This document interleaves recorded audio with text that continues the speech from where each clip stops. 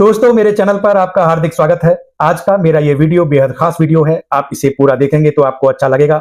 दोस्तों, कबीर बेदी का नाम सुनते ही हमारे जहन में एक ऐसी रॉयल और मिस्टीरियस शख्सियत की तस्वीर उभरती है जिसकी निजी जिंदगी किसी ग्रैंड सिनेमैटिक ड्रामा से कम नहीं रही। इटली से इंडिया और फिर हॉलीवुड, कबीर बेदी ने जितनी भी फिल्में की, जितने भी किरदार निभाए, जितने भी किरदार जिए, उतने ही किरदार उन्होंने निजी जिंदगी में भी जिए। उतनी ही रंगीन उनकी निजी जिंदगी थी जितनी पर्दे पर नजर आती थी। कबीर बेदी हमेशा सुर्खियों में बने रहे। कबीर बेदी सुर्खियों में सबसे ज्यादा तब रहे जब कबीर बेदी ने चौथी शादी की, यानी कबीर बेदी ने 4 शादियां की थी। कबीर बेदी की जो पहली पत्नी थी वो थी प्रतिमा बेदी, जो कि पूजा बेदी की मां है, और जो दूसरी बीवी बनी थी वो थी सुजैन हेम्फ्रीज, और तीसरी बीवी बनी थी निकी बेदी, और जो चौथी बीवी हैं फिलहाल वो हैं परवीन दोसांझ। परवीन दोसांझ कबीर बेदी से उम्र में लगभग 28-29 साल छोटी हैं, लेकिन दोनों की अंडरस्टैंडिंग इतनी अच्छी है कि पति पत्नी की तरह आज भी सुखी जिंदगी ये लोग जी रहे हैं। दोस्तों, कबीर बेदी की 4 बीवियों में सबसे ज्यादा जिसने सुर्खियां बटोरी, जो चर्चा में रही, वो थी प्रतिमा बेदी, इनकी पहली बीवी। प्रतिमा बेदी एक बार जुहू बीच पर बिना कपड़ों के दौड़ी थी, और कबीर बेदी ने एक इंटरव्यू में बताया हाल फिलहाल कि जो प्रतिमा बेदी जुहू बीच पर बिना कपड़ों के दौड़ी थी, वो स्ट्रीकिंग का जो कारनामा है वो प्रतिमा बेदी ने जानबूझकर किया था, और उनकी पहले से प्लानिंग थी। देखा जाए तो जो प्रतिमा बेदी थी वो पब्लिसिटी हमेशा चाहती थी और सबका ध्यान अपनी तरफ खींचना चाहती थी, और इसीलिए वो कुछ ना कुछ ऐसी हरकतें करती रहती थी। और स्ट्रीकिंग के मामले में भी प्रतिमा बेदी पूरी तरह सफल रही थी, ऐसा कहना है कबीर बेदी का।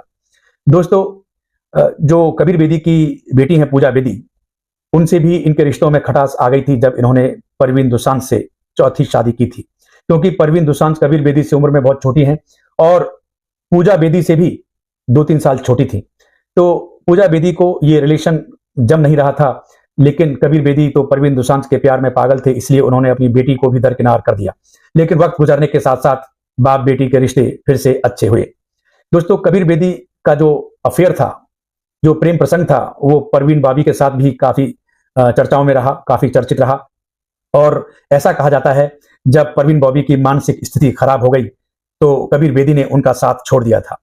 तो इस पर कबीर बेदी ने सफाई दी कि उन्होंने परवीन बॉबी को नहीं छोड़ा था, बल्कि परवीन बॉबी ने उनको खुद छोड़ा था, उनसे ब्रेकअप किया था, क्योंकि परवीन बॉबी किसी भी शख्स को देखकर डर जाया करती थी। उन्हें स्किज़ोफ्रेनिया जैसी बीमारी भी हो गई थी और काफी मानसिक स्थिति उनकी खराब थी। तो वो अकेलापन पसंद करती थी, अकेले रहना पसंद करती थी। दोस्तों, कबीर बेदी साहब की निजी जिंदगी जितनी रंगीन रही, उतनी ही फिल्मी जिंदगी भी कामयाब रही। कबीर बेदी ने इटली की एक मिनी सीरीज में सेंडोकन का किरदार निभाया था, जो बहुत ज्यादा पॉपुलर हुआ था। इटली के घर घर में ये कबीर बेदी पहचाने गए थे। उसके बाद फिर इन्होंने इंडिया की कई फिल्मों में काम किया, हिंदी फिल्मों में, जिनमें कच्चे धागे थी, एक फिल्म थी हलचल, और खून भरी मांग रेखा के साथ उसमें मेन विलन थे, और बहुत अच्छा किरदार था इनका, नेगेटिव था। और उस कैरेक्टर का नाम था संजय वर्मा, जो बहुत ज्यादा फेमस हुआ था। आज भी संजय वर्मा के नाम से कबीर बेदी को कुछ लोग जानते हैं। और हॉलीवुड की बात करें तो जेम्स बॉन्ड की फिल्म ऑटोप्सी में इन्होंने डाकू गोविंदा का किरदार निभाया था, जिससे ये हॉलीवुड में भी पहचाने गए। सही मायने में कहा जाए तो कबीर बेदी भारत के पहले इंटरनेशनल स्टार रहे, और इन्होंने हर भाषा की फिल्म में अपनी एक अलग ही छाप छोड़ी थी। दोस्तों, कबीर बेदी की फिल्मी जिंदगी जितनी बढ़िया रही, जितनी कामयाब रही, उनकी निजी जिंदगी उतनी ही विवादास्पद रही, जटिल रही, और काफी चर्चाओं में रही। तो अंत में हम इतना ही कह सकते हैं कि कबीर बेदी की जो कहानी है, जो उनकी जिंदगी है, वो एक खुली किताब की तरह है जिसे हर कोई पढ़ना चाहता है। लेकिन उनकी ये जो जटिल जिंदगी की कहानी है, ये केवल पढ़ी ही नहीं जा सकती, बल्कि महसूस भी की जा सकती है। और कबीर बेदी की जो जिंदगी है, ये एक दस्तावेज है उनकी रंगीन जिंदगी का, उनकी कामयाब जिंदगी का। दोस्तों, आज के लिए बस इतना ही। बहुत जल्द मिलता हूं एक नई वीडियो के साथ। तब तक के लिए स्टे सेफ, टेक केयर, जय हिंद।